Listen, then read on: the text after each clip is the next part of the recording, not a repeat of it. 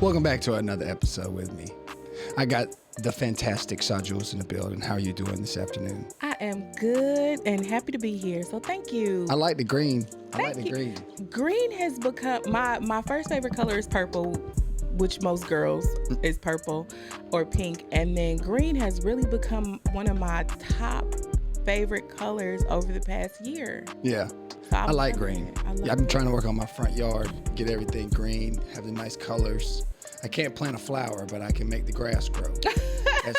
That's something, you know what I mean? That is something. So I am introducing some kind of new versions of segments, trying to figure out different, different vibes when I start with a guest. Open up with some icebreakers. We're going to do a thing called, what I call it? Yes, well, shit. Tommy's Tally Trivia or something like that. I'm figuring out the name. Tongue twister. It's a tongue twister. But I'm going to create a beat right on spot before we start. Okay. We are millennials and Gen X with this game, so I'm going to pull those out. I'm going to pick, let me ask what you think sounds good. Heavy disco. No. Hard 90s hip hop pocket. Bedroom soul pocket. Ooh. R&B girl idol K. More of a pop. Laid back R&B. G-funk classic. You pick. Which one you think? Let's do the laid back R&B. Laid back R&B? Yeah. All right. You chose it, so I don't want to hear nothing. All right, here we go. Lord have mercy. Let's see. Let's pick a. Let's see. You got to pick them right now. I'm probably not. I got to pick them right. Now I got to make something happen. See, that ain't right.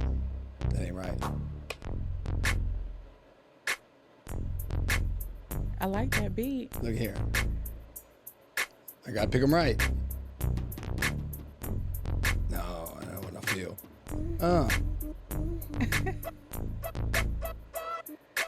Nope, I don't like that neither. But I like that. It's got a little bop, don't it? Yeah. Now I'm not bopping because I ain't got no rhythm. I ain't be got offbeat. Okay, here we go. I like that too. Okay, then, you like that? I like that. All right. Okay. All right, we're gonna stick with this. All right, now let's do some trivia. Let's have a little fun. Let's brighten things up and let's make some icebreakers with this. Because I'm telling you right now, this game is a fun game. If you want to play it at home, it's called Mind the Gap. Walmart, Target, wherever you want to buy it. I think these are cool games. I've gotten into them the older I get, but I don't know none of this shit. And it's like I've tried to watch Jeopardy, but it's fun to do. I never would win the Jeopardy.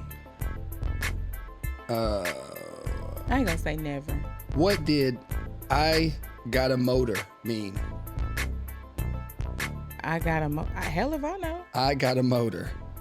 Gotta go. I never heard that phrase. I've never heard that before. It's Gen X now. This is a little before. Some of these I've known. But now there's different Gen X now. That's what they say. So I don't know how they pictured it, how they do it. Listen, let me tell you something. There's suburban Gen X. There's hood Gen X. There's hood adjacent Gen X. There he is. What Genesis drummer took over as lead singer when Peter Gabriel left to pursue a solo career? I don't even know who Peter is. All right, so let's go to millennial. Is he cute? I have no idea. Dang, I want to look him up. We can look him up real quick. Let's see. Peter.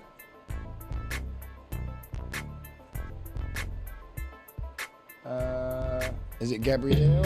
I think you said Gabriel. I can't read.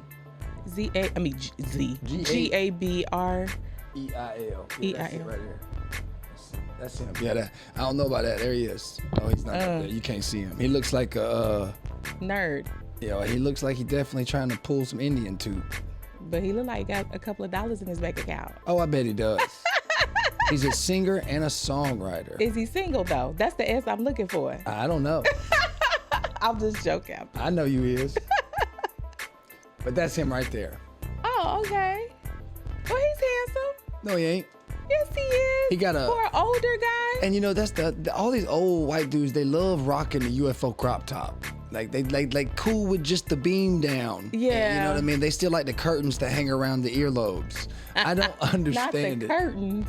Yeah, my pop's like that too. And his is defined. Like this shit is like a clown hood. You know, it's retarded. I can't do It it. don't even fade out. It's He got it too. All right. These dolls were much edgier than their predecessors and featured giant eyes and classy clothes. Bratz. God damn, I was wrong. I was gonna say LOL dolls. Bratz is right. Bratz is right. Bratz was before LOL. Yeah. Yeah. What song by the artist Seal won the Grammy for Song of the Year in 1996? You know what? I never listened to Seal. I know who he is though. Kiss from a Rose. Yeah, I never. I don't know listened who to it his is. stuff. I don't know. I know who he is though. All right. ATMs become popular in 1990. What did ATM stand for? Automated teller machine, I think. Yep. Damn. I can't remember. And that's crazy that I know that because where I'm from, Wisconsin, we don't call them ATMs. We call them time machines. Time machine. Yes. Taking back the time for what you worked, Yes. huh? Yes. What was the name of the first successful cloned sheep in history? I remember the sheep clone, but I don't know the name on it. I didn't know they named it. George. That is so simple. It was Dolly. Oh, Dolly. It was Dolly. That's even simpler. What voice-altering technology became huge in the 2000s after being used on Cher's 1998 hit "Believe"? Auto-tune? I don't know. That's what I'm thinking. Auto-tune is right too. then. Yeah. But I wasn't thinking about Cher. I was thinking about T-Pain. So was I too. That's what threw me off was the Cher. Name a #1 hit song by Coolio that was also featured in the film Dangerous Minds. Oh shoot. As I take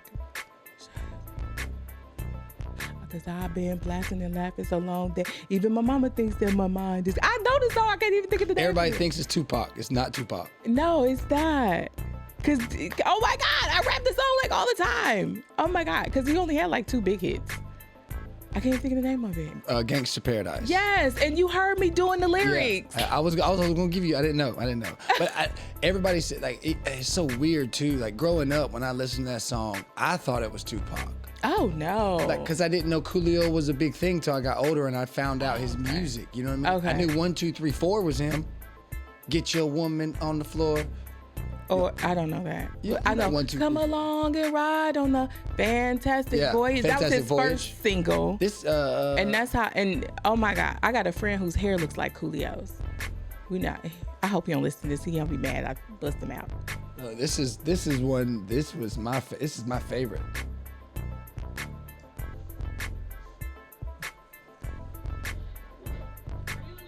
Yeah. 1, 2, 3, 4. Get your woman on the floor. I remember now because I remember the video. Yeah. But he had some fun videos. Didn't he? Well, that's the one thing I miss too. Is you had back in the day we had VH1. Yep. And there was MTV, and then I think there was one other music thing where, like, early in the mornings, they would all compete with all these different BET. BET was Yep. it? All 3 of them. And they would have some.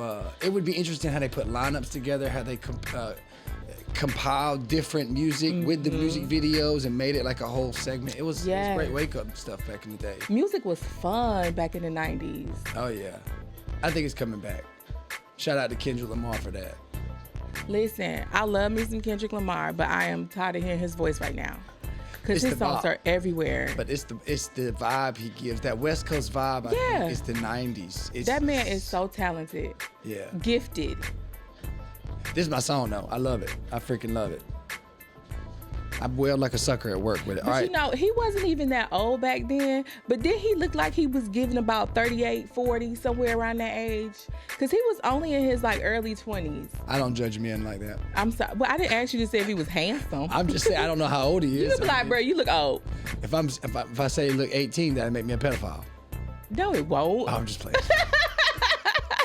No, I didn't never look at a man like, oh, I wonder how old he is. I mean, you see grays, I know. I'm like, oh, he's like over a certain age. Well, Gotta no. be. My sister had gray hair when she was little. Yeah? Yeah, and there's a lot of people who have gray hair as kids. I got a couple, but I ain't full headed.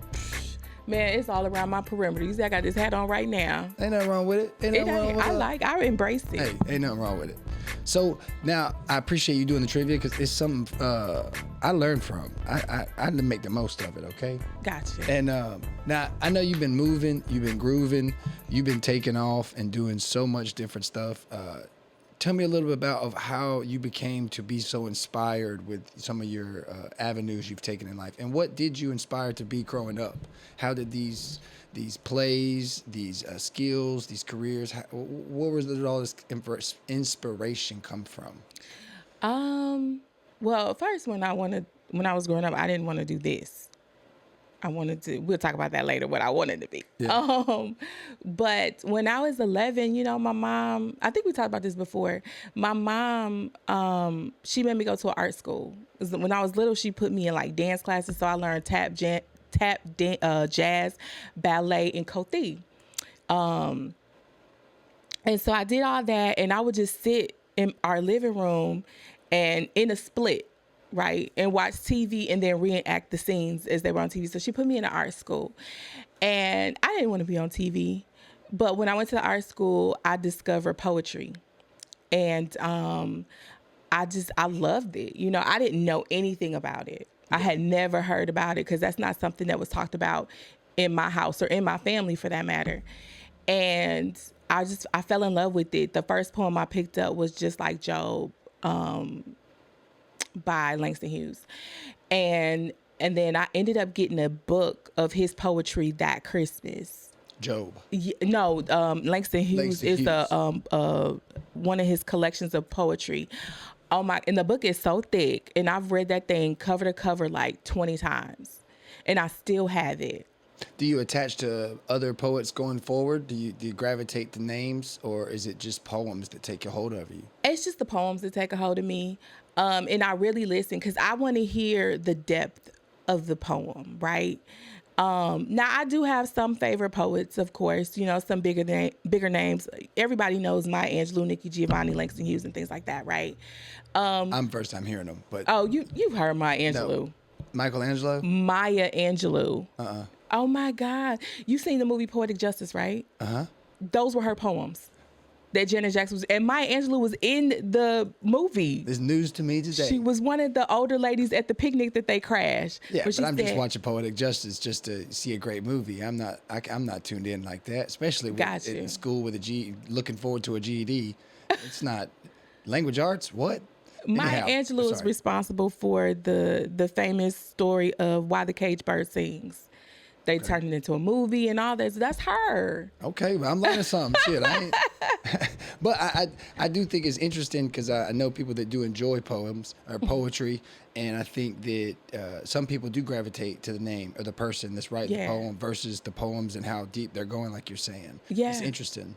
And so those are the bigger names, right? Yeah. But then I have acquaintances that have traveled the world doing slam that I've known for years, a couple of decades. And I remember I had stepped away from the poetry scene for a while.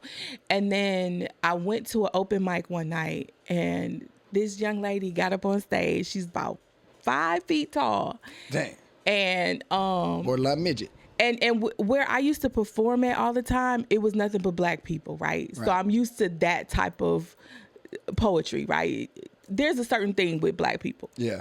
It could draw you in quick with emotion. It can. And so this little lady got up on stage. She's white. And she's like the whitest white girl. Like Gary Owens is the whitest white guy. Yeah. But like no offense or anything like that. And this girl has so much power in her little 5-foot frame, maybe 115 pounds. And I was like, girl, and I fangirled over her. And I didn't get to talk to her that night. And a couple months go by. My sister and I were out, and we went to another open mic, and they were doing like bluegrass, because I like bluegrass a little bit. Not too much all the time, but I do like it. And it provided a perfect balance to this this open mic night. And she got up there, and I was like, I have to meet her. I mean, I was sweating. I had chills. I got chills now talking about her. But her name she goes by Darlene Nikki. Shout out to Miss Darlene. Yes, and she is still doing her thing. We're still connected on social media. We talk every now and again. But when I met her after the show, she was like, calm down. I said, but you just don't understand. Like, you're like the best. You know what I mean? Like, her poetry is so amazing. But besides her poetry, she has a beautiful spirit. Right. And we became acquainted. I'm not going to say like the best of friends, but we were connected enough that she invited me to her baby shower. And we had a really good time. Growing that relationship. Yeah. And she's just an awesome person. So she's like one of my favorites. Her, Spitfire. These are all people from Milwaukee. Dasha Kelly, Dasha Kelly used to run an open mic back home, and I used to go. Shout out. Yeah, and Dasha Kelly and Dan Vaughn, they were on Def Poetry Jam. That's what's up. And they did like this couples piece. It was so dope. So if people get to check that out, just type in Dasha Kelly and Dan Vaughn. That's right. Check them out. Now, what type of transition was it coming from Milwaukee to this area and this type of atmosphere, building the poetry? It was a big difference. Not bad, but it was a big difference. Because in Milwaukee, it's much more progressive. It's close to Chicago. You get a lot of people, a lot of huge names that come through Milwaukee, right? Because there's always some big concert because they have all these huge theaters and these amphitheaters and things like that there. So coming here, it was a much smaller scale. I sat here for about a year and a half before I jumped on the scene. And when I say jumped on the scene, I mean just started going to stuff. Yeah. And I had to search for things. And then I found she was going by Catherine the Great at the time.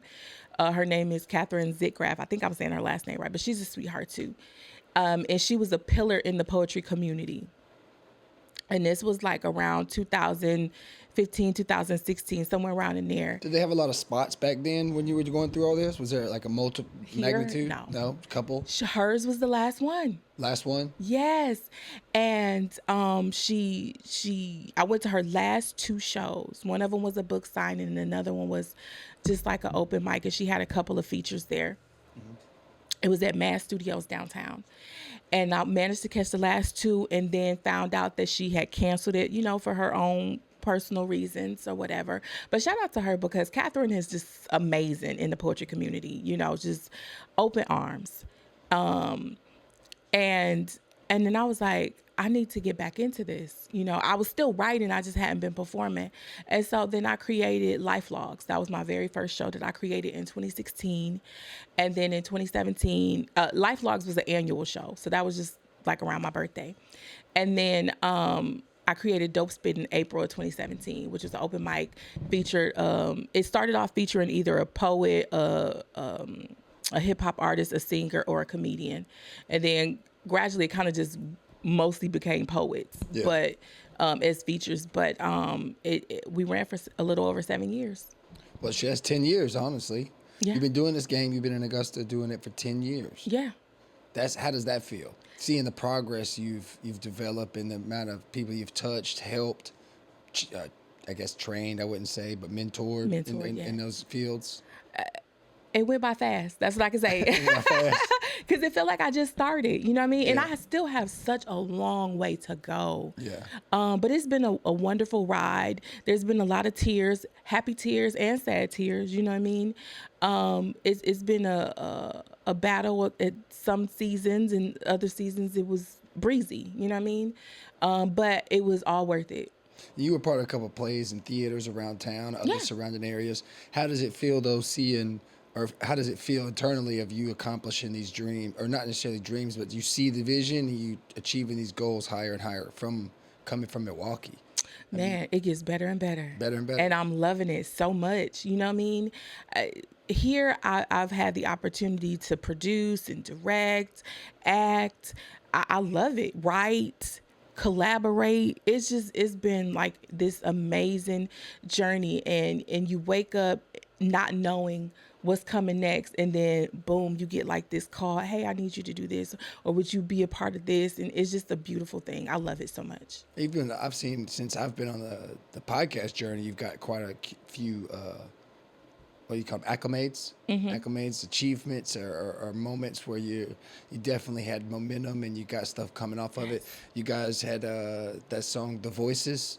Oh my God. Cards of Clay. I forget who's all on it. I apologize, but I'll I know tell you. it was a great. I saw the way it was promoted well. You guys put it together. It was a great project. Shout out to y'all for that as well. So how was that experience collaborating with a multitude of people at once, not just one? So shout out to Carlton T. Clay. He goes by Casey the Poet. There was Miss Mai on there, who's my Shonda. Brother Trav is on there, and Brick, and then myself. So I was the last one to record. Because it seems like sometimes I'm the hardest one to catch up with. But and that's just because of my schedule. Like, you can always catch me on the phone, but I'm like committed to something all the time.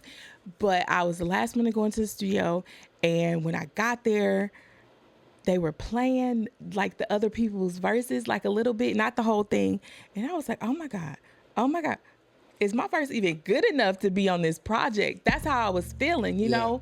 And I was like, friend, because Carlton is one of my like closest friends. I love him dearly, just like a brother. And I was like, I don't think I'm gonna be able to do this justice. I appreciate you for thinking of me, but I'm scared. But I got on there. He was like, no, you're gonna do good. You're gonna do good. I picked you for a reason. And I did what I had to do, or what I could do. And then when the finished product came out, because he let us hear it before, it was released, and it just sent chills up my spine. And I sent it out to, I'm in this group of poets. It's like, I don't know, probably like 100 of us in there or something. And I sent it to them, and they gave us so much great feedback. They loved it. So it did some good numbers. 5 people, though, that's a lot. That's a good accomplishment to try and put something together. Yes. That's awesome. Yes. And it builds like through the whole song. Like it's dope. Yes. Nice. And it gives you different perspectives of the voices that you hear, right? Yeah. So I love it. Now, speaking of voices, you be on social media talking about these venting sessions. What I can't tell still if it's a joke or if you're really making money and you trying to help people out. I don't know. I do. I make a couple dollars off of it. Hey, shout out to the vent sessions. Good. The venting sessions, I just give people the opportunity to call me up, or if you want to meet in person, that's fine. I'm not traveling, unless you're paying. But the venting session is like $25 a session. You get to vent to me or it's $25 an hour, should I say? Yeah. You get to vent to me, no judgment. If you want me to cry, it's an extra $15. You know what I mean? If you need hugs and it's an extra $15. You know what I mean? None of this comes with like life advice. No, it does not come with advice, because sometimes people just want to get it out. That's true. And they don't want judgment. Now, if you want some advice, I'm gonna have to charge you for that too. It's like therapy. If you want to, I posted this like, it was a year or two ago when I started. I think it was maybe like 2 years ago when I started it, right? And then people thought it was a joke. And then I reposted it. And there's so much going on in the world today that people actually hit me up. And I was like, okay. That's what's up. So I'm like, you know what? Cash at me, Zelle me, whatever you gonna do, and get to it. And it's confidential. I don't talk about it. You're not gonna see no subliminal posts from me about it. None of that. You know what I mean? So just let it out. Yes. Man, I wish my kids could talk and let they shit out. I'd put them on the phone with you in a heartbeat. Let's get over this shit now. Golly. I listen to gibberish. Yeah. I bet. Yeah, that's a nice little. I ain't gonna say. It's a hand. Yeah. Definitely a hand for some people if they don't have many people to talk to. There's a lot of people who don't even want to go to a therapist. Yes, absolutely. It can be challenging. The world is not easy. It is. Oh my God, it's rough out here. It is rough out here. So let's speak about your drive, because you're always over the place. Mm-hmm. You're always bartending. You're always at an event. You're always doing an audition. You're always helping out with a cast or a role. Tell me about the schedule. Tell the people where they can find you at if they want to get in contact with you. In general, tell me about how you schedule all this. I wish I had an assistant because I'm tired of being the talent, the agent, the manager, the assistant, the promoter, the accountant. I'm tired of it. I'm tired of being the attorney, even though I do have a legal background. Thank you. Shout out, shout out. But I don't know. The women in my family were raised, right? We were raised to survive and live because, we work, but we have fun too. Yeah. You know what I mean? So it's just something that's in me. And my schedule is I have one day a week, believe it or not, where I don't schedule anything. You can't call me and ask me to do nothing because I'm not going to do it. And if I look at the phone and I'm like, okay, this person always wants something, I'm not going to answer it on my day off because I have to be able to regroup to get ready for my week. But I put everything in my calendar. Everything in my calendar. So I have a great work and personal life balance. I am in a relationship and I balance that as well. So it's not easy, but it's doable. I make sure I'm fair to myself. I'm fair to my partner. I'm fair to my business and all my businesses, and my work, my day job. Nothing, I never overbook myself or double book myself. Nothing ever overlaps. I'm never rushing from one place to get to the next. I keep a grace period, a grace little time. So I don't feel rushed because when you rushing out the door, anything can happen on that road. Yeah. So true. I don't do that. I don't play with my life like that. Yeah. So when you hit the road, you on white people time. I am. Hey, I'm with it. I'm with it. I ain't gonna lie. I be on CBTM too. I be on it. But I know that it is, the more I've grown, the more ideas I have, the more stuff I'm doing with just the comedy, the going up to Atlanta, the minimal amount of stuff I'm doing around Augusta and just with the podcast, it can be overwhelming with a full-time job. And it is something that I condone for you or applaud. And anyone that wants to do these things, they're going to have to just kind of bend wheel to some of it and just have to find a way. I think organization is a big play to it all. Absolutely. I'm not a great organizer, and I can tell when my weeks are, I should have done more of this. I should have planned something different. I got to try to plan this differently next. That's like with this right here with the ladies month I'm doing. I kind of treat it the same way with the men, right? I would reach out to a lady and have a backup. And then I'm like planning all 4 weeks already, and it just wound up, everybody's agreeing. Yeah. So now I'm like triple, double booked and like. Hey, you dope. That's why everybody agreeing. Oh, I'm glad. I'm really grateful that I can have this opportunity to figure out the format better because I didn't want to have women on too early where I'm too over the line with a woman. I don't want my jokes and all to be the priority. I want to show light, shed light, give respect, and then still have fun and get to know each lady and let the viewership kind of take something back from my unique perspective. But it is overwhelming when the scheduling becomes, because you see what all work has to be done. Yes. And once you schedule it, you got to commit. You can't really turn away from it and just walk away. That is true. That's true. And the crazy thing is people who are not like in the industry or the business or people who just don't have business, period. Yeah. They'll look at something like they'll look at your podcast and they'll be like, oh, that was quick and simple. No, this takes preparation. You have to study and get to know about your guests. You have to be strategic in who you invite on. The equipment alone, you know what I mean? Like the cameras, the mics, all that stuff. So this stuff is not easy. So y'all may get like a 30-minute or an hour view, but this takes hours and days to prepare to provide a finished product.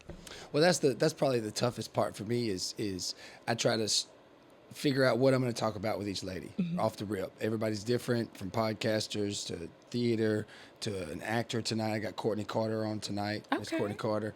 You see all the names up there. I got Voice of the City. She's a new podcast. Miss Williams. Shaquenta. I call her Q. I'm going to call her Q. Oh man, she is tearing it up. She is. I don't know how to say her name either, but she is tearing it. Shaquinta is what I think. Shaquinta. I think so. She is tearing it. When I tell you, I be reading her Augusta her post Splain? and her Augusta Splain. But before I start reading Augusta Splain, the way she would tear somebody up on her post, I'm like, girl, I want to be you so bad. I remember.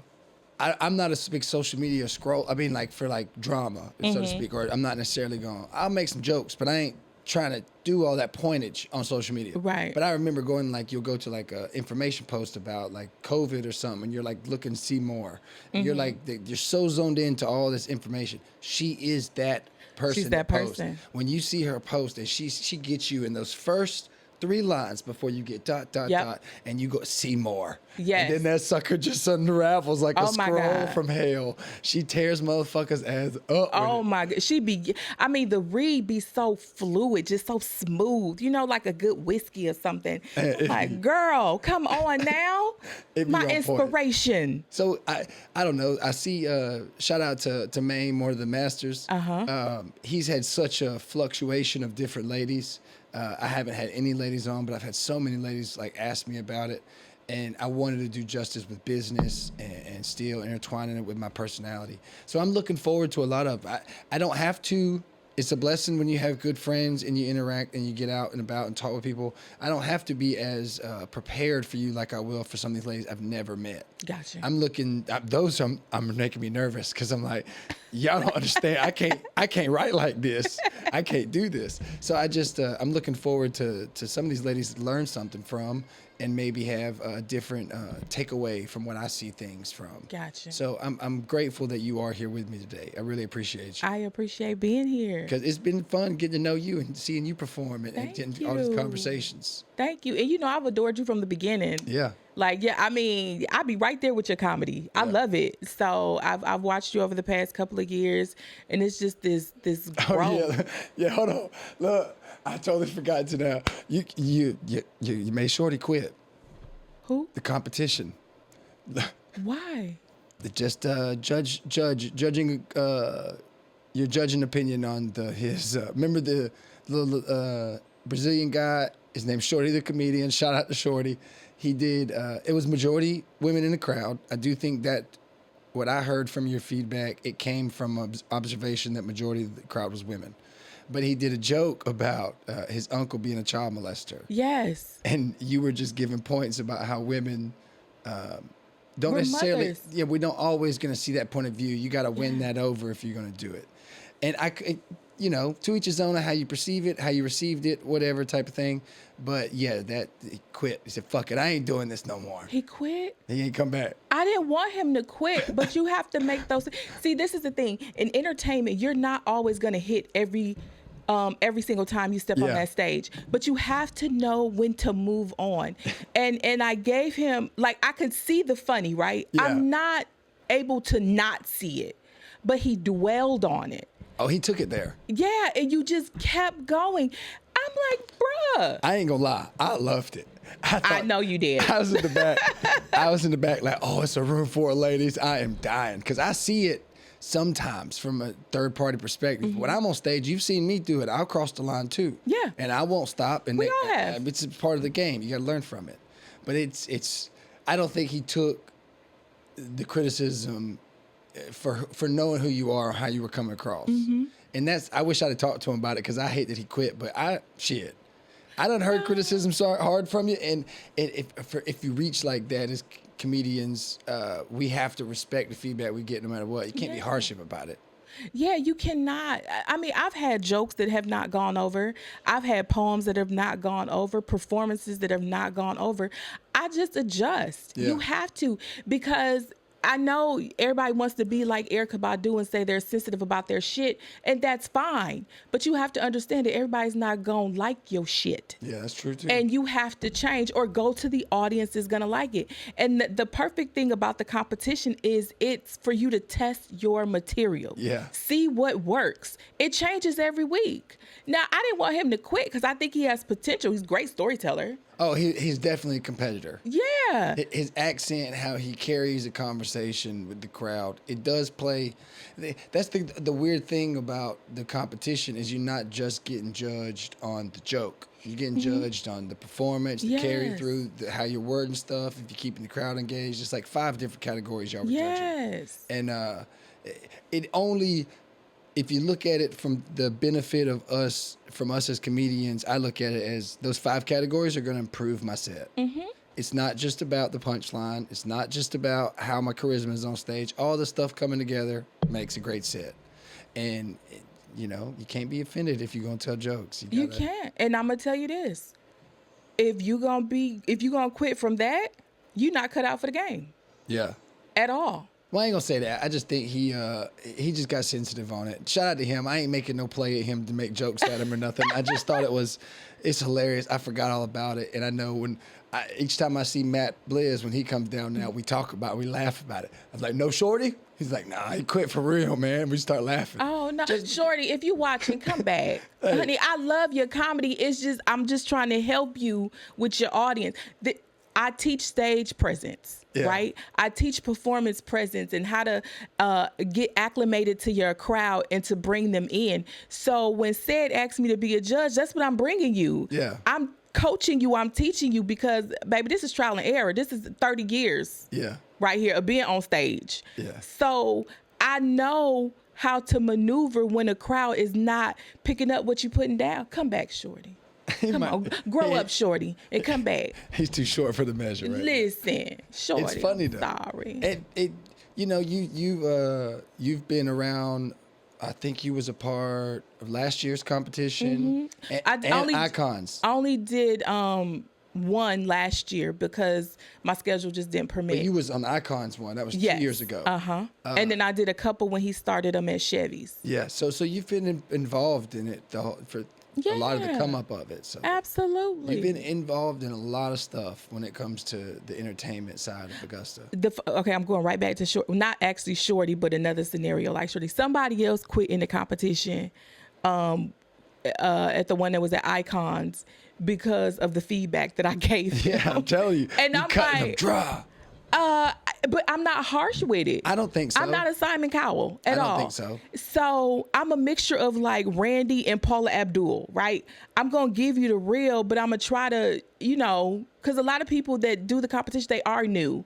So you kind of got to handle them with kid gloves. Well, I know you criticized the shit out of Black one night. Oh, he my said, God. all right, I'm going to show you. And then the next night, we got a stripping one-arm motherfucker in there, blended in with the bricks. He come strong. He tried. But it's still how you handle that situation. Yes. That is what the attempt should be if you get the criticism, especially if we're trying to tell jokes. Tell the same joke differently and make it a point. That part. That part. You got to win the crowd. And you want to eventually be on that big stage, right? Everybody wants to sell out the Garden, right? Everybody wants to go on a world tour. You quit because of me? Yeah. And there's millions of people out there that you're trying to stand in front of? Yeah. And Matt, you're going to get that worse, like 1,000 times over. Well, that's like you got a bunch of different backgrounds in theater and so forth. You got Mac Daddy, Charlie Mac Daddy. He is a radio personality, a sports broadcaster. Jamar, he's been a part of a lot of the entertainment industry, promoting and booking. Other business owners now.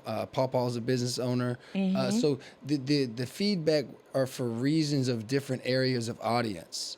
Yes. And I'll even say it like, I'll use myself as an example. I think that if I would have had taken or implied the criticism that I got last week in last week's set, I'd have had the best set. I didn't set my set up well enough. It was about dream jobs. Okay. And I had trying to set up to the dream job of being a gynecologist, but not just any gynecologist. Lord. A celebrity gynecologist, because technically you don't want to tell people who your client are, because the celebrity, that'd be a whole nother scenario, right? Yes. And you're talking about that, so you just coochie name them.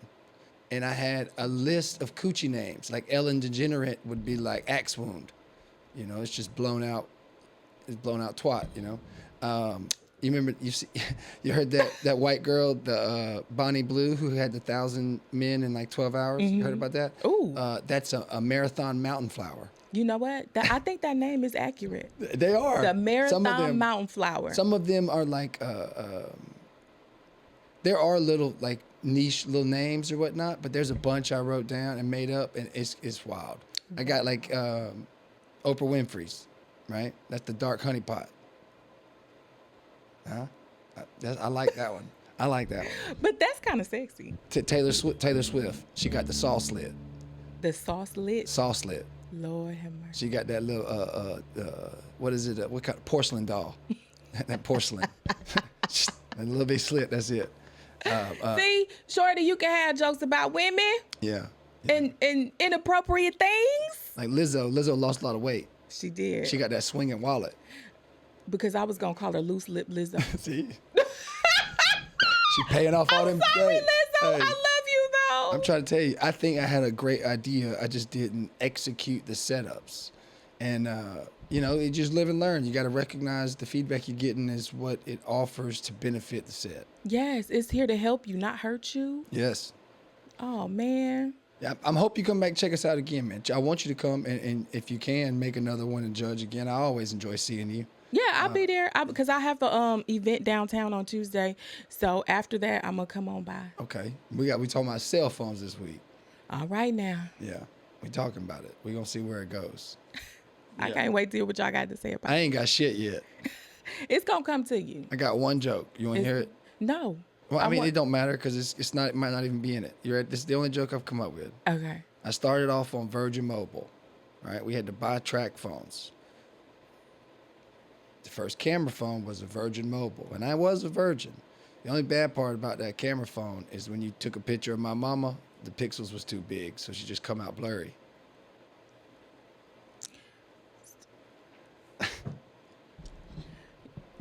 Stop it. That's a funny joke, though, in my mind. I mean, I like it. But I've heard the jokes about your mom, too. Yeah. Well, I was gonna set it up by saying, do anybody remember paying 10 cents per text message? I remember paying 10 cents a text message. I remember paying, but I don't remember how much they were. I remember 25-cent multimedia messages. And I said, if I took a picture and sent it to my mama, it would cost me $1.50. And that was because the pixels was too big. That's what I was gonna say. But that's just Virgin Mobile phones neither, you know? Jesus. So I don't know. That's the only thing I've come up with genuine. Other than that, it's just like, oh, what can I talk about and make it funny? But I enjoyed the competition most is because it does challenge Yes. Challenge you to move in different directions with jokes. It does. It makes you a well-rounded comedian. Yeah. Because you have to. I've talked to a couple of comedians and they're like, well, I want to do this. I want to do that. I said, okay, but you have to have an arsenal of material, right? Everything is not going to hit and everything is not for every audience. Do you want to be booked for just club appearances or do you want to be booked for like family reunions? Because I got booked for a family reunion, right? Yeah. You want to be booked for church events. You want to be well-rounded so you can go anywhere. Because if you just do one type of joke, like if you only just do like dirty jokes, then you can only be in the club. Yeah. Because everybody's not going to want to hear a dirty joke. If you only cuss, then you can only be like in the club because everybody don't want to hear that. You know what I mean? But you missing out on all of this security over here. When I say security, I'm talking about money, your financial stability. You missing out on all of this on the left side because you just trying to be right here. Yeah. And that's the problem. I fight with that. Yeah. But I'm getting better. Now hearing this example and understanding that from the comedy side, how is that doing different types of plays and theater acts and things you're involved in? Because you can get a total different script and have to change mentality and like adjust emotions or adjust how you're allocating your character. How is that in the comparison to what we're talking about with the comedy? Not trying to transition that what we talked about to that, trying to understand your plays. Oh, well, okay. So the plays versus comedy, the play or a character, right? Well, I'm thinking acting. like if you are an actor versus you be an auditioner versus how is that transition from playing all those roles and making sure you're getting those avenues of impact and financial stability and growing your craft? Hell, that's why I do them all. But you all over the place is what I'm saying. I see it. You're very universal in those areas of plays and in theater. Yes. So how is it from the actor to director to auditioning? How are those Different. different? Every single one is different. Because when I get casted for something, now I'm just looking at it as from an actor's eyes, right? I just got to learn my lines, my blocking. I got to create chemistry with my castmates, and then I got to bring the writer's vision to life on camera or on stage, whichever is if it's film or theater. But then if I'm a director, oh my God, I got to bring the writer's vision to life with whoever I've casted in this, right? And then I got to coach these people now. I got to teach them how to deliver X, Y, and Z the way the writer and the producer want it to be delivered, right? But then if I'm a producer, like I got to hire the right people to bring my vision to life. So it's so many different, you got to change. And so now I'm in this play coming up in a couple of weeks in Marietta, Georgia, and I'm an actress, right?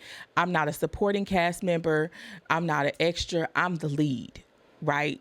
So when I finish that play, I go into auditions because I'm directing a play after that. So then I'm gonna have to switch my hat real quick. I mean, I'm talking 48-hour turnaround. Yeah. And it's like, oh God, it's a lot. It's challenging, but I love it. And the play is called She Thinks She's Cute. Yes. That's May 17th. May 17th, we're doing 2 shows. 2 p.m. and 7 p.m. Yep. At Y'all 11 check 'em out. Whitlock Northwest Avenue in Marietta, Georgia. Yeah, see, I'd be trying to write that shit down, make sure I'm off. Okay.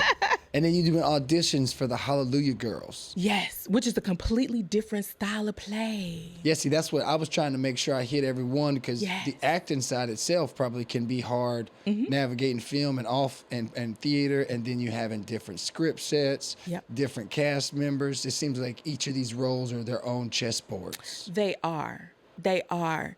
When you're an actor, it can be hard to memorize lines when you got life going on, Yeah. you know. But there's so many different elements that can help you memorize your lines, which include, but not limited to, blocking, which is where you're supposed to be standing or what you're supposed to be doing when you're on stage or in front of the camera. The chemistry with your set partner, with your castmates. The way they deliver their line to you helps you memorize your line. You know what I mean? It's so much. A lot of people think, oh, I could just read that and memorize it. And no, it don't work like that. No. It don't. There's so many different things that play into you memorizing those lines. I've heard on social media here recently, I don't know the actor's name. It's more of an A-lister or people we see on the big screen or whatnot. It was one of those interviews where they talk about how they do their acting or whatnot. The dude said, I just read it 250 times. Yeah. And he said, then I just live in the moment. He's Yeah. like, I've read it enough. I know it enough. I just need to play the role. And you let the moment go. Is any of that true? I don't know anything about acting. That's what works for that actor. Maybe just that. I know, I've read it, or not read, I saw an interview where Denzel, this was years and years ago, he said he reads the play, or not the play, but the script, cover to cover several times, you know, and that helps that actor understand what's going on in the script, what the story is about. That also helps him know what other people are saying. Yeah, because you read books, I'm assuming too. I don't read books. It takes me like 6 months to read one. But I have heard, and like when you're saying that, it reads it multiple times, you can get a different perspective on the story. You can. From the second read, from the third read. You do. Just like watching a movie a second time, a third Yep. time. So that's why I feel like I'm just notating that. Go ahead. I didn't mean to cut you off. No, you're good. No, that it does. You can have so many different perspectives. In this play now that I'm in, I'm still catching stuff. We've been in rehearsal since January. I'm still catching stuff like, oh, Dang. I could do it this way, or I should say it this way, or you know. So I'm still testing things out. We'll see what happens when I get on that stage on the 17th. But reading it cover to cover, yes, that helps. But it's not for everybody. Because some people can read and get it. Some people are visual, some people are do it, or physical, you know what I mean? So there's so many different ways. But have you ever been doing something and some music is playing in the background, right? Yeah. And then let's say a month goes by, you hear that song again and you're like, oh, I was doing this the last time I heard the song, right? So it works like that in acting. Okay. So if I'm like, okay, I got to sling this chair because I've been in plays where I've had to sling stuff across the stage. And I'm like, okay, so as I'm slinging this, I got to say this. And so when I go to sling, one of them, either the line or the slinging is the muscle memory. It just happens and I know what to do while I'm doing that, right? Or while I'm saying this. So that's how a script goes. That's how you memorize yourself. Kind of like a landmark. Yeah. Like you're driving down the road, you're taking that script through its path, and you kind of got a landmark. Absolutely. That's pretty dope. Absolutely. I've never, until I've gotten to more getting to know you or getting to know other poets and stuff and other people I've noticed doing theater and more. So I talked just to Cedric a little bit about it. Mm-hmm. He's a great actor too. It's so crazy that we. Let me finish my point. It's so interesting to how the process is compared to just writing a joke that it's never gonna get said that way probably. Mm-hmm. Like it's just interesting. I think it's a lot more rehearse it, and I think it's a very hard challenge to get up there and perform a play versus just some free will opinions. Okay. And yes, so Cedric is a dope actor. Mm-hmm. We went to, and this is astonishing to me, we went to Le Chat. Le Chat Noir. Yep. Yeah. And we watched improv games in their improv little night. It's called jamming sessions every last Friday, I think of the month it is. But we got up on stage when they opened up the comics. And only one of their members tried comedy. Okay. They don't do comedy. Yeah. But they're complete hilarious acts in the improv. Mm-hmm. And it's such a weird thing. I notice it more with comedians now. I think comedians are starting to get more involved in whether it's a small time acting roles or it's bigger time acting roles. I think comedians are coming back into play. Mm-hmm. It's so much easier for us to like improvise a scene than it is for someone who's acting to go in and try and be funny. Because those guys, just like the dude, they are fantastic at their theater improv, so to speak, and it's just wild to see the differences, and it's unique, and it's depends on where you want to go, what irons you want to sharpen when it comes to y'all skills. Absolutely. Well, when taking this venture, I know that. Do you want to touch on bartending real quick before we move past career? Sure. Because I know you wanted to. You are at 1515 North Lake Road at the Icons Cigar Lounge. Yep.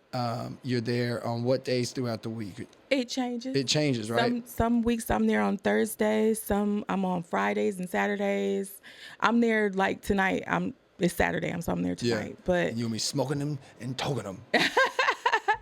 But bartending, it's not far fetched from me being an entertainer.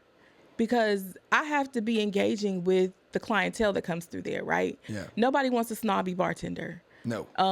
So sometimes I get people coming there and they order their drinks. We do a little small talk and they go on about their business, or they order their drink and they go on about their business. But then some of them come in there. I say one thing to them and they like, I'm gonna sit at the bar and talk to you all night, and that's what they do, and we have a good time. You know what I mean? So I love bartending. Now, I love it. What do you think your favorite drink is? What's your favorite drink to make? Okay, so it never fails. Every shift, I have to make a Hensa. Okay, explain that to me. The drink is Hennessy, and it's my name at the end of it. So his name, Hensa. So there's it's Hennessy, triple sec, orange juice, pineapple juice, and it's layered. It's a layered, so you see and it's grenadine. So the grenadine is at the bottom, and then you do a layer of Hennessy, and then in the middle you see the juices and the triple sec floating, and then you float it again with some Hennessy. It will get you messed up. It is not for the weak. Like it is not for the weak. But I have really been honing in on my layered shots. not layered drinks, shots, because I really want to be crowned as like the shot queen, but it's gonna take a couple years for that. You trying to establish your own drink shit I'm on it. trying. That's what's up. I've really worked hard on layering my shots. I practice at home. I'm on the lounge side, so there's not a whole lot of requests for special type of drinks and things like that. So I get most of my practice at home. Sometimes I'm on the event center side, and I got to put my little skills, what I've learned since August, to work. But it's fun. I love it. Now, how is it working at a bar with the cigar lounge attached to it, or being in the cigar lounge version versus just a regular bar? So Icons has the two sides, the event center, and they have the cigar lounge side. So the event center is it's much more lively. People are up dancing, the music is going, they're ordering more bubbly drinks, so they want the fruity stuff and all the mixed stuff. But then on the lounge side, it's more laid back. They got the big TVs going on. The guys are chairs. Yeah, and it's mostly nice men. Chairs. It's Yeah. mostly men on that side. Pool table. Yep, they have a pool table over there. You can do hookah over there as well. And they're just watching TV, and it's not any old TV. They're watching sports. So it's either Every time. baseball, football, or basketball. And they smoke their cigar. They get their drink. It's usually like a shot or a double shot of something.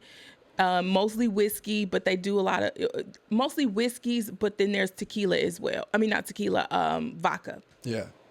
And if they do get something in their drink, it's usually just like a Coke or orange juice or something, or pineapple juice or something like that. They don't really do a whole lot of mixed drinks, because you don't want a whole lot of mixed stuff when Not you're puffing smoking. on a cigar. No, that's what we're... yeah. Look, if you get the right cigar and the right drink, it'll set your night off. It will. It will Very set it chill, relax. Yeah. Yes, I love that. You'll have a good time. You'll have a good evening. Absolutely. Now, do you smoke cigars with them in there regularly? Or I've seen you smoking on one or two now. I've seen you in pictures before. I puffed a cigar too, but never at work. Never at work.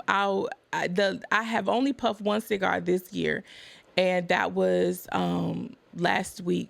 It was the 2-year anniversary of my really good friend who passed away, and he loved a good cigar. So shout out to Nathan Rothwell, rest in peace. He gave me my first lead role here in Augusta in his place. So I puffed on a cigar in his memory, and I think I puffed on one cigar last year.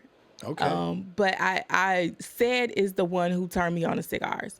So he took me over to a place over here in North Augusta called Buck Snorts. That's the first cigar place I ever went to. It's a good spot too now. It is. You know what? If they open today, I might go over there because Yeah. I'm running low. I think I only got about 5 or 6 left at the house. But a good cigar is, it's the best. Yeah. But I don't smoke at work. I do smoke. If I do smoke, it's gonna be on my porch at home. Yeah. So yeah. Now, what do you think the favorite whiskey of choice is in the cigar lounge? Oh, I see you got some Uncle Nearest over there, Yes. and Yes. that's the green one. Uncle Nearest green is. It is popping. We've had it over there for the past couple of months, and it sells out very, very quickly. There's gonna be Uncle Nearest. We have like 4 different flavors over there. I think that's the most popular. Uncle Nearest. Yeah, that's what I got turned on from Bobby Bands. Shout out to Certified CEO Clothing. Yeah, I got turned on from him. Yeah, he was like, man, you need to get you a bottle of this, man. You need to get you a bottle. It tastes good. I said, okay, I'll get one. And then that's only been, it's right above the little bottom label, but that was only 2 sessions. I don't drink like that. That was 2 episodes on the podcast with a guy, or 2 people, 2 dudes. Okay, yeah, they love that one. Yeah, I can't handle it. I'd be hour in, I'd be like, God damn, I got to figure out how I'm in this motherfucker. I got to sober up. Yeah, but look, I got some stuff too I want to do with you to kind of transition right here real quick. Okay. So I know last time we talked about food.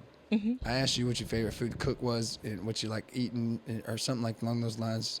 But I got a video for you today of something I think I'm gonna try, and I think you like it too. Okay. Let's see. Bell pepper taco bites.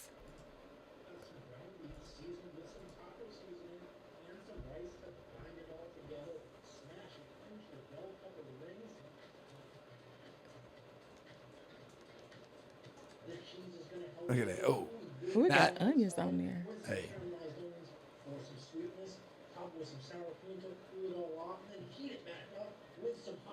It's just mini burgers with peppers around it. Little I might try appetizer. that. I think. I mean, I'm going to. We've been trying a little different steak and other. I'm trying to get the old lady on the salmon, Okay. but she ain't too happy with it. I love That we cooked it on the salmon. grill, and I done it and like soaked it in lemon and stuff, and she liked that, but it was still not her cup of tea. She don't like the texture of it. Got you. The best way I've had salmon or prepared salmon is in my air fryer, because it gives it like a little flaky crust on top, but it's still kind of soft in the middle. It's not dry. It's really, really good that way. We had one where, oh man, fudge. It was like teriyaki sauce, chili powder flakes. It was like some sort of like tangy, honey, spicy, like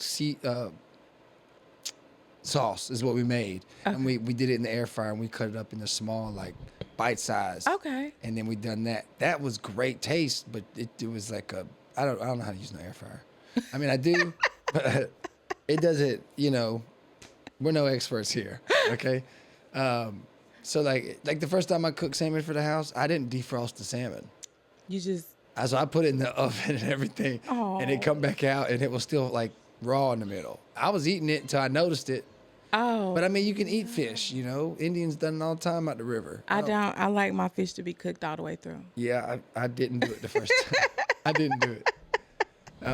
I'm gonna play this in the background. It's just some cool. I think it's a cool. Oh, he jamming. Yeah. He is jamming. I wish I could play an instrument. You ever tried? Yes. What'd you try? I've tried the piano. I've tried the drums. I've tried the flute Yeah. and the saxophone. It's not my thing. Not your thing. It's not my thing. I got a train horn in there. A what? A train horn. What's that? You Oh, Lord. don't remember them? Yes. Yeah, that's what it is. They getting down though. I really I like people. We've seen some great live music. I know you have. I know I have seen them in Augusta. Yes. All over. One thing I've never seen in America, and I grew up on chicken farms. Or not grew up on them, but I worked in them, right? I've talked about it in my comedy. These are like the type of buildings that I worked in to pick up dead chickens. And I have never in my life witnessed someone have an army of chicklets. Okay? This dude is commanding an army of chicklets. Oh, my goodness. Look at all them wings.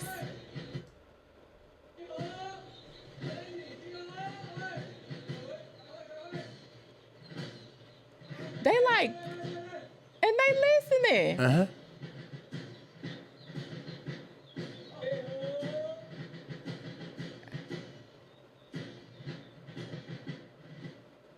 Yep. Now I don't know if you've ever been in a chicken house, right? It's I like- have not. If you see, it's just like football field. Some of them are longer than a football field, but it's legit. They have like food trays down the side, and it's just slapped full of fucking chickens, right?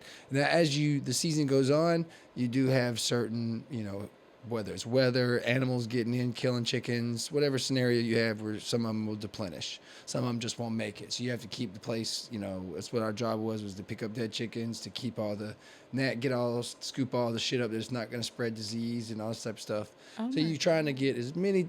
These are ducks. These ain't chickens. Now that I read that, but these I motherfuckers. just was ready to whip out my lemon pepper seasoning. Yo, man, I have seen them like run away from me like that, but they listen to him. They do. These they got peop- information. China got something on us. Yeah, I think China talking to animals.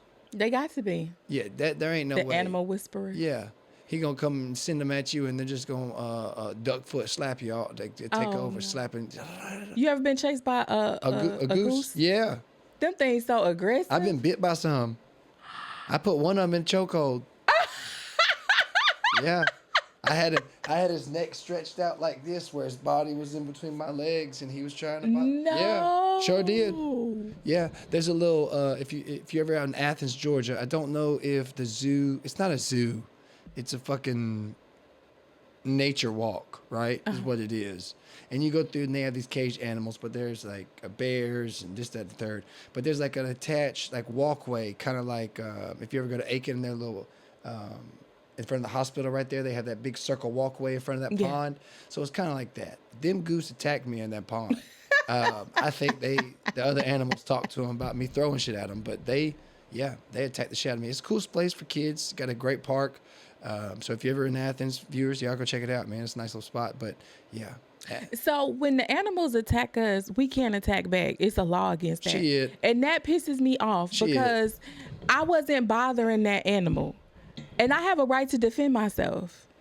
So, we had a situation. I got bit by a pit bull growing up. We used to have to walk home through a neighborhood. The bus wouldn't come in.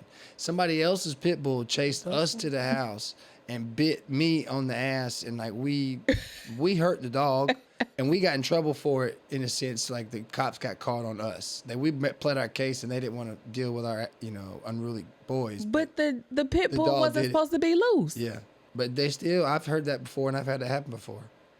No, come on. There's a dog right across the street that I don't fuck with Rottweilers. I don't fuck with Great Danes. I don't fuck with nothing that's got the power. It could really break my bone. Yeah. I've dealt with enough pit bulls to where I'm not necessarily terrified of them. If I can get away or manage something, I can deal with it. But that motherfucker's scary. Great Dane, I don't give a fuck how sweet he is. Because they big. That motherfucker got a jaw that'll put your head inside of it. I'm good. We had emus growing up, and we used to ride them like Indiana Jones, and we would like hurt them things. And we would do, man, there's so much shit that I would say, can't say on camera because I'd be a HIPAA violation. Or what, not HIPAA, FEMA. Is that it? FEMA? No, what's animal? PETA. PETA be after me. Yeah. We got in trouble in the chicken houses for hurting the chickens. Oh, and wow. PETA got caught on us or whatever. PETA, whatever them people are. I kicked the dog straight in his neck one time because I was walking my little dog. I had a little terrier at the time. And this big old dog, I don't know what kind it was, but it busted out their screen door and then jumped over their fence and was coming at my dog. So I had my dog on a leash and I swung him around, and my son used to be in Taekwondo, so I used to watch their moves and stuff, and I roundhouse kicked that dog right in his chest. Yeah. As I'm swinging my dog, Chuck my Norris leg came up, and she was, he not gonna hurt your dog. I said, I don't know that. No. He came charging. I don't know if he just big and goofy or big and dangerous. Yep. So, and she got mad, and I said, girl, let me go put my dog up, because I'm gonna come back and I'm gonna kick your ass next, because that was, like, I don't know. People don't know. And it was just like instinct that kicked in, and I went into like protection mode. I don't have that dog no more.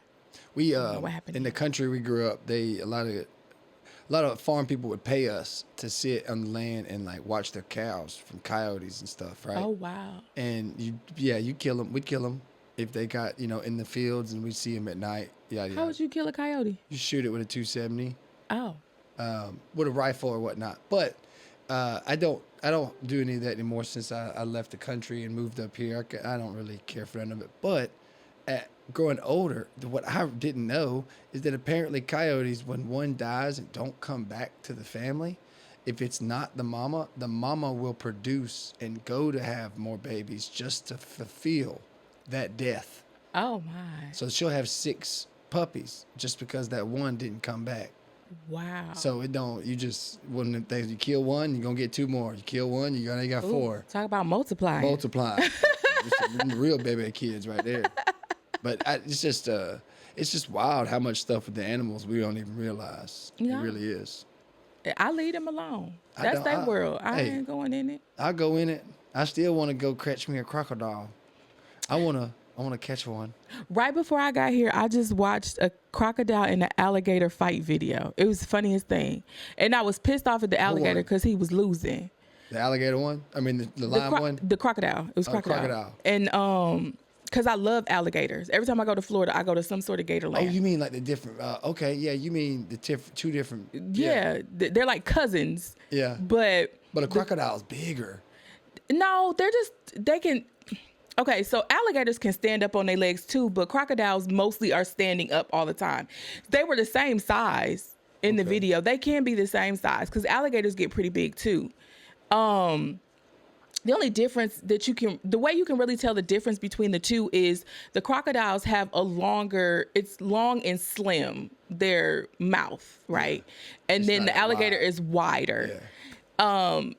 But finally, at the end, the alligator caught the crocodile's mouth and clamped down on it.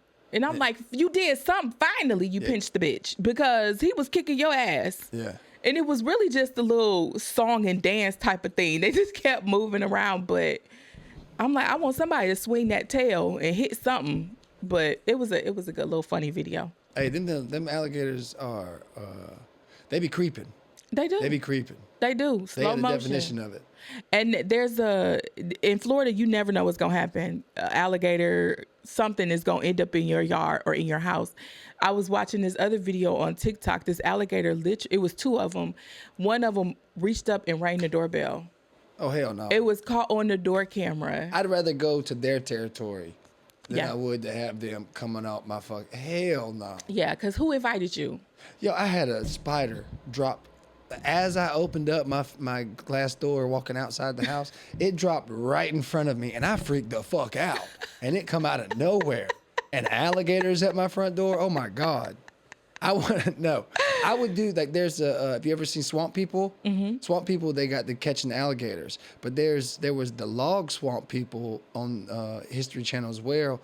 They would go and hunt, like, petrified wood in the water, right? And some of them would use equipment, go get it, get back out. There was these two fat ass white dudes, brothers or whatever, and they would go down there fucking swimming with the alligators in nothing but a Speedo and goddamn titty hair. Like it was Titty hair. They had it's like just meat, Speedo, and just like a floss for the alligator. Cause but I feel like if they were here, they definitely faster than us still. Yeah, absolutely. They gonna catch us. Yeah. They might not could turn like we could turn. I've heard somewhere you're supposed to zigzag on them or something. Yeah. But still, I'd rather be in the water or I don't know. They gonna fuck you up. They get a hold of you either way. They will because especially if they clamp down on your arm, they'll do that roll method and they'll snatch your arm right off your body. Yeah. True story. A couple years ago, there was a frog in my toilet. I went and I turned the light on. I always look in the toilet and I didn't see him. I peed all on that frog. Damn. And then I looked down. I have a habit of like when I wipe myself, I look down and it was some eyes looking back at me. And I said, what the hell? God damn. It was a whole frog. That frog. What you have done if it jumped in your coochie? Oh my God. I ain't never got ate out by no frog before. That would have been the first. Frog Twat Tuesday. Frog Twat Tuesday. Hey. Listen, I definitely probably would have been the first that ever happened to. I ain't never seen no frog in the toilet. I've I seen a hadn't snake in the either. toilet. I've seen a snake in the toilet. I didn't see it come up the drain, but I have been to someone's house and they had one, and I went to go see it, make sure it was true. And they just left it there? No, they got it out. They didn't want to touch it. We used to get some snakes and stuff and like give them to people or whatnot and sell them. So Ooh. we'd catch snakes all the time. So I forget who it was called us or one of my brothers. I don't want nothing. Yeah. You can have the whole house. I don't mind it. I'm moving. We saw one out right at the front porch, right at the bottom by the brick, and we hunted for probably an hour and a half. I hunted all over the yard because I went inside. Me and my little son saw it, Maven, you seen, and then my daughter was in the room. So I went to the back room to get Carolina, brought her out front, gone. So we're outside like skeptical, but looking for every fucking hole. Nowhere. This snake had just disappeared. I don't know where he was, where he went, but he had to be at least 5 foot. I mean, he wasn't like thick, but he looked like he had a lot of length. I say at least 4 foot. He was over 3. He was bigger than a yardstick. That's too much snake. But I don't think Crystal looked him up, and he's not poisonous. I don't care. But still, yeah, I'd He catch him. moves without feet. That's weird. I'd catch him. I have a phobia with snakes. you can have the whole house. You can have the whole block. I'm gone. The only place around that I've found myself in a uncomfortable position with snakes is the river. I used to kayak the river, not the canal, the actual river. And they got them rocks right there by that open inside in Georgia where you can go and have a picnic or whatnot on. And all those rocks, they're like crevices and breeding grounds for matings for snakes. Yeah. We rode up on a couple pockets that had 4 or 5 snakes in it one time, just sitting. And you didn't. What you gonna do? You got motion and you rolling with the water. You can't just stop. They get on that board, you fucked. Them moccasins too. I don't mind. I have no problem like dealing with a non-poisonous, or technically every snake is poisonous, but they're just not to us or whatnot, whatever. Yeah. I'll fuck with them. I'll still fuck with a poisonous one as long as I know the time frame of how long it's gonna take for me to be to the hospital. I'm not trying to mess with nothing. I don't even mess with ladybugs. I'm good.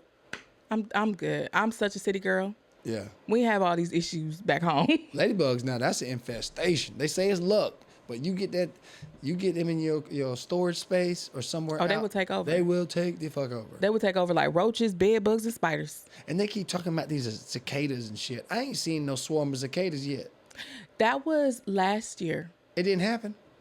I didn't see no storm of them. They came. They did? And they left. Oh, they got they came and did whatever they had to do, and then they got the hell on because you could hear them. They were so loud. Yeah, I hear them, but I don't see them no more. Yeah, I saw them in my yard. So whatever happened to June bugs? I don't know. You remember June bugs? No. You don't remember June bugs? We had a June bug in the family, but I didn't. You don't know a June actual bug? insects. There was I don't know what their actual name is. I don't know if it's worth even looking it up. Let's see if it comes up first. But that's a lot of things happen like that. Like it's just like for that moment, and then they disappear. Well, I remember growing up specifically. It's them bugs right there. Oh, it looked like a green ladybug. Yeah, but we used to catch them and tie them on their foot, and they would fly off the porch. Only certain, like a trained little bug. But we'd have like 20 of them, and they'd just be all on the porch, and you'd hear them suckers. Those things aren't around anymore like they used to be. And they keep talking about these different bugs. I believe we're going through transition here in the area. Probably. But them bugs, I wish I could teach my kids how to catch. Why? I don't like outside. You don't like outside? No. There's bugs out there. I'll catch bumblebees and tie them on a fishing line. No. Yeah. I got stung by a hornet once. Me too. When I tell you my thumb swole up 4 times its size, I was like, that's not cute. I didn't think it was ever gonna go down, but it took like a week. But I don't like outside. We was growing up, we took I don't know what size, a carryable fish tank down to a creek and caught a big ass catfish, got stung and all from him, stabbed from him by the little pointy thing. Carried that bitch all the way back home just to put it in the house to be told we can't have it and take it all the way back. Yeah, because that's not a pet. You can't do. My cousin caught a bass and did that. Yeah. Why? Hey, I did it. Keep bumping their nose on the fish tank. Yeah, we was doing all sorts of shit to get that catfish out. It was in like a deep hole. It was. I remember that. I mean, we've done stupid shit. We were so dumb. We used to do target practice with BB guns and pellet guns at Coca-Cola cans on the big propane tanks. So we'd sit it on top of the long ones for the house. We'd sit it on top of the propane tank and we'd shoot at it. Let me just say this. I'm blessed to be here. You are. Because God was looking out for you. Or I don't know if you believe in God or whatever it is, but whoever you believe in was looking out for you. Yeah. You got a purpose. Yeah. So, oh my God. But I think all kids do stupid stuff. I ain't never heard nobody. I don't admit it because I know how we could have blown the whole family up. That ain't just no fucking backyard fucking. That's a bomb. You hit that bitch. Yes. You're talking about 150 pounds of propane. I mean, or whatever they measure it in. That motherfucker sit there for 25 minutes filling that bitch up. It's like the ones you see they trying to advertise for on the side of the roads. One of the long ones. Oh man. I think that's why a lot of comedians make jokes now like, we got some weak ass kids. We do. Right? Because I was just listening I've heard a bunch of comedians tell this joke in different versions, but like when kids be sitting in the car now and they die because of heat exhaustion or whatever, And it was like, these some dumbass kids. My mama used to leave me in the car all the time. I never died. Yeah, you wasn't getting out the It's like, car. You ain't coming in the store. yeah, just, crack the window or open the door just a little bit, but you don't die. And so, but I say that same thing about dogs too, because now it's like, oh, you can't give a dog this, you can't give a dog that. But growing up, the dog ate what we ate. Yeah. So we had the chocolate bar, the dog ate the chocolate bar too and was fine. Yep. But you can't give dogs onions, grapes, all kind of stuff. And I'm like, these old weak stomach dogs. They are. They are. And then kids ain't tough neither. I remember coming home and having water hose wars, where all you doing is slapping each other with water hose. Ain't nobody gonna stop your brother from doing it because ain't nobody home but you and your brothers. Yep. And you in there fighting and tussling, just waiting on mama to get home to save the day or stop it, or you gonna toughen up and deal with it. Yep. Man, I was a girl jumping off porches, jumping off balconies. Doing backflips. That's what we were tough back then. Survival skills. Getting ready for life. I think difficult tasks now aren't physically difficult anymore. No. And now we got a more in-home, computerized, difficult tasks that don't challenge the body. They challenge the mind, maybe. I'm not denying that. I can't keep up with a computer. Programs used to be designed to challenge the mind, but with all this social media now, it's just scrolling. Yeah. Like TikTok, Facebook, Snapchat, X, Instagram, it's just scrolling. So it's not really stimulating the mind. It's just stupid stuff. You know what I mean? Because now everybody want to get rich. Yep. Everybody looking for the buck. Yeah. Everybody looking for the truck. Absolutely. But the brinks ain't going to pull up if you ain't done shit. That's all. The difficult part still got to happen. Yes. That's the thing. It's the small attention spans like, oh, when it gets hard, I just going to move on to something else. I can find somebody else. But I think what the millennial area went through, if you got to experience the struggle of no phones and no that we grew up after that, then I think you got a different perspective on handling difficult scenarios. Yes. When we had the storm back in September, I was fine. I was too. I wasn't here. My dad had died, so I was in Wisconsin. But I came back like a couple weeks later, and I still I had power, but I didn't have like internet. My phone really wasn't working. Man, I used that time to just be so peaceful. And there was so many people just up in arms. I don't know what I'm going to do. I'm like, baby, I done been without lights. I done been without water. I done been without heat. I'm good. Yeah. I'm fine. It was me and my dog. We knew it was coming. Mom, the only thing that sucked is that we lost some meat over the preparation part. Mm-hmm. It is what it is. But by day 2, the second day, my neighborhood was still boxed out. I was like, look, babe, I'm just going to go help out the neighborhood because ain't nobody making no action. Yeah. Wasn't nobody showing up for nobody. Wasn't nobody coming to get us out. And then we started around here, it was the gas that everybody was worried about. Mm-hmm. Most men forget the important shit, and I forgot the gas, so we had to get somewhere to get some gas. So anyhow, there's subliminal need to do it, but my only intent was, I'm gonna do something. I'm fine. I'm cool. I'm not stressing. It seems like a lot of people in the neighborhood are stressing. Let me go be helpful. Yeah. And I think that's the one here, Augusta area, even though it wasn't. I wish people would have helped more thoroughly for people that got this shit in the stick for the long haul. Yeah. I know a lot of people out in outskirts of Augusta didn't get a lot of attention, and I know a lot of areas inside of Augusta that didn't get attention and didn't get certain needs and necessities given to them in some reasonable time. Yeah. But it was a community forum where I saw everything in full effect, trying their best. Mm-hmm. And that was a cool sight to see, though, going through that. Yeah, it was. It's the only time any of my neighbors have said hello. It is. My neighbors say hi all the time. The ones that do come outside. Most of us don't come outside. I'm one of the neighbors that don't come outside. Yeah. But no, it was interesting to see people just, what am I going to do? What am I going to do?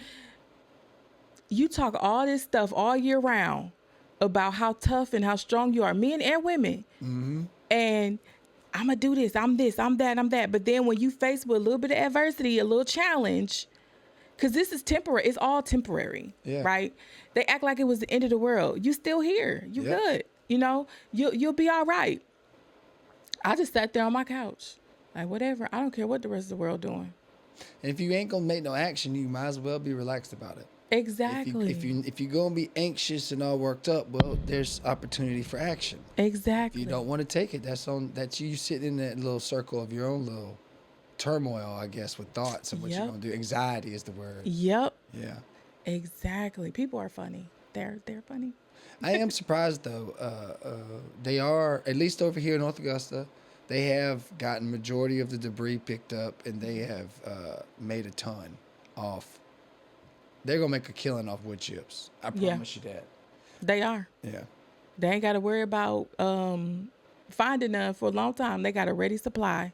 They made a ton of money off of cleaning up trees out of people's yards, just price gouging. I thought about it, and I didn't do it. I was going to, but it was more of a priority. I'll just drive around and just clear out roads Yeah. and just get accessibility. It seemed like that was more useful of my time. Mm-hmm. Yeah, I could have sat around the neighborhood and helped 10 houses down, but I ain't, no. Mm-hmm. Yeah. Well, I done lost one camera, so let's go ahead and wrap it up. I'm going to wrap it up with you on this. You are seeing they are taking away the trees in downtown Augusta. Have you seen that? I did, and they were talking about it briefly at this ribbon cutting I was at yesterday. What do you have any? What I don't like it. I don't. I think it looks like it's an old era town now more than. It's not Texas. It's not some. It's not a. We've made downtown Augusta more than an old town, and taking away the trees, I feel like, takes away from that life. Because half of it still got some trees in it and half of it don't. Yeah. And I get there on my runs and I look both ways and I'm like, oh, God damn, I don't want to run this way no more. Shit. I am, I don't have a feeling about it, to be honest with you. I have not thought about it one bit. Mm-hmm. But again, I said earlier, I'm not an outside person. So I'm not all about the nature. Trees brings bugs and snakes. They fall right up. Caterpillars. Yeah. But it also brings shade and beauty. I get it. You know what I mean? So I can see both sides of it. But you can't want Augusta to be a progressive city or keep saying we need to have more stuff like Atlanta or, the bigger cities and keep all that tree down there. I mean, right. You can't make it be a downtown like a big city and have all of the greenery. That's just not going to work. Yeah. So you got to pick which side you want to be on, All right, we're gonna debate that later when they see what the rest they do with it, because I'm curious what they're gonna do. All right, I want to wrap this up with just some questions. Okay. Straightforward, it's more men generalized more than we talking about. If you want to talk about a man in your answers, that's up to you. First question: what are some red flags for you? Stinky breath, stinky feet, controlling behaviors like it always has to be your way. Not being able to listen, only waiting to respond. Those are red flags. People who still live at home or constantly keep a roommate, that means that you don't have, and you're not saving, right? So you don't have the ability to take care of a household, but you want to come in and tell somebody else what to do with theirs. People who don't keep a job. Yeah, those are some major red flags. All right, next question. This is an or. There is no both or and.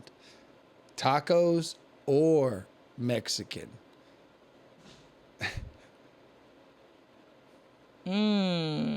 Tacos. Tacos, all right. That's 2 for tacos. What does it mean to have cake and eat it too?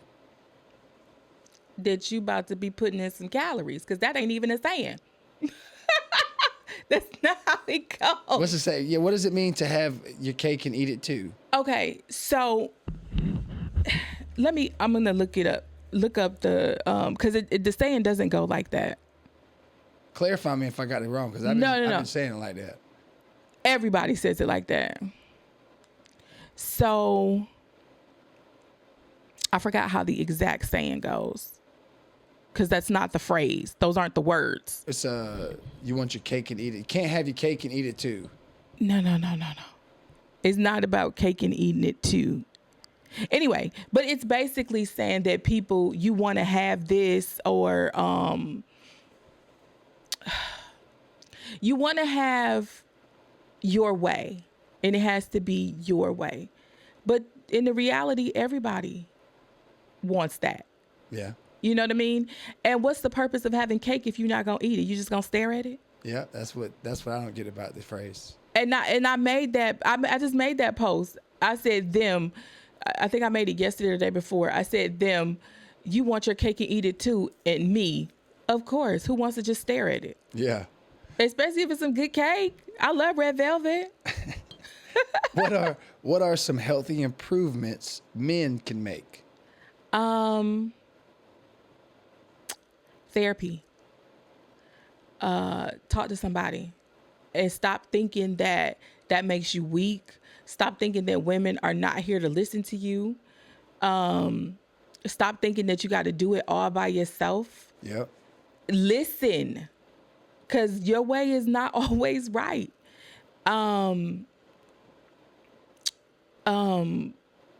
Wash thoroughly. Learn how to bathe, right?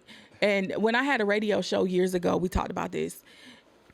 UTIs and BV and all that stuff, women get that from men, right? The men that they're sleeping with, because a lot of time, not all the time, but a lot of time, because the man is not thoroughly cleaning his area, right?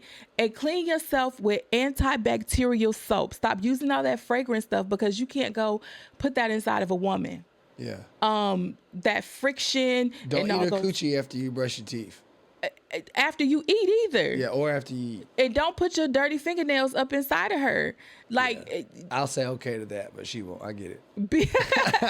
be clean. It can happen. It is a real thing. That is a real thing. Absolutely. I've had those moments where I can recall that, oh shit, I didn't take a shower then. I had a rough day at work. I sweated all day. It just got hot and heavy. Maybe I should have took a shower. So yeah, it happens. Everything can't be spontaneous. I thought that was just me and my old lady though. I ain't gonna lie. Shit. Does a man's tone really affect a woman's emotional response? Yes. Do you think men lack in acknowledging? What do you think men lack in acknowledgement in relationships? Their woman's feelings. All right. Or their man's feelings. Okay. Because 2025, you just never know these days. What's the top thing you wish men understood about you? About me? That my curves don't make me dumb. They indeed do not. And my facial expression does not make me mean. All right, now you're saying that. I'm not mean. I'm very My nice. tone don't make me aggressive. No, I didn't say it does, but it does. It will hinder your point getting across. I agree with that view. That's a good way to put it. Yeah. Mm-hmm. But I specifically have that tone question because I deal with that. I could be frustrated by this, that, and the third, and it can come off as me just being a butthead. But I ain't attacking nobody. I'm just in a pissy mood. And I think that tone gets men in trouble a lot. I don't think we acknowledge it or are honest with our partners or social group as much because we're just accepting that they're just looking at me because I'm a man. I should. But no, sometimes it's the shit that's got me irritated. I'm bugged about and ain't got nothing to do with you. And you're taking it that way, and I have to be honest about that. 5-minute conversation to fix all this. Yeah. Type of stuff. And I think also when you're in a relationship with somebody, you should know your partner. Yes. So you should know if that tone is really directed towards you or if they're frustrated about something else. Cues. So like my partner and I can tell when he's upset about something that has nothing to do with me. I just came in at the wrong moment. Okay, I'm gonna back out. I'm not gonna go back and forth with you or nothing like that. I'm gonna give you a minute to clear up whatever it is you need to clear up. Let me know if you need me to do something or whatever. But then I can tell when he mad at me. Hell yeah. All right, last question here, ma'am. Any advice you can give to men? Is there any kind of advice you want to give us? Yes. The way you lead or the way you start off with her, you need to keep it up. Like, for example, if you're going to lead with money, you better stay with that. Because that's how you came across to her. You came across to her like you're an ATM machine. So keep living up to that and don't get upset when that's how she treats you. Yeah. Because that's how you started. If you want to start with sex and she's for it, cool. But if she's not with it, don't get upset with her because it worked on 10 other girls and it didn't work with her. Yeah. So what works with one is not going to work with all. Well. Hey, well, thank you, Miss Sa Jules, for sitting with us and having a great episode. This was very fun. It's always a pleasure to see you. Again, you look fantastic in your outfit today. I love the green on you. Paying homage to Aaliyah. Yeah, I like the green tone on it. Tone looks great with you. I love it. Thank you. You guys, thank y'all again for listening in and checking in with us and watching this episode. May 17th, 2 p.m., 7 p.m. shows at the Whitlock Avenue in Marietta, Georgia, 1111 Whitlock Avenue. Yep. Auditions for Hallelujah Girls are May 19th and 20th. Slots are from 6:30 to 8:30. That is for, y'all still looking for 6 women and 2 men? Yep. 6 women and 2 men. That is at 3814 Commercial Court, Martinez, Georgia. Yes. Now, to end us out, are you doing celebrations for Cinco de Mayo or are you staying at home? I am working. Working and then I'm doing a little 1-2 for me and my honey. Okay. And you guys don't forget she has a book out, Emotionally Unstable. Go check that out on Amazon. Yep. Guys, thank you again for another great episode. Miss Sa Jules, thank you so much. Thank you. Peace. See, I got a little fun. I got to figure out how to make this shit better, but it's fun. Hey. See, I know you like all these. See, you know them all. Baby, I love you. You ain't running game. Say my name. Tell me what you want, what you really want. Thank y'all so much. Thank y'all. Have a good night.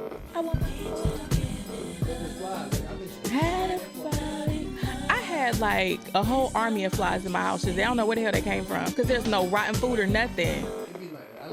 I let this bitch air out because this don't do a great job all the time. Mm-hmm. It's a purifier, but I got to keep those damn filters changed out. But them flies will come in here. I leave it open too much for no reason. She get mad at me.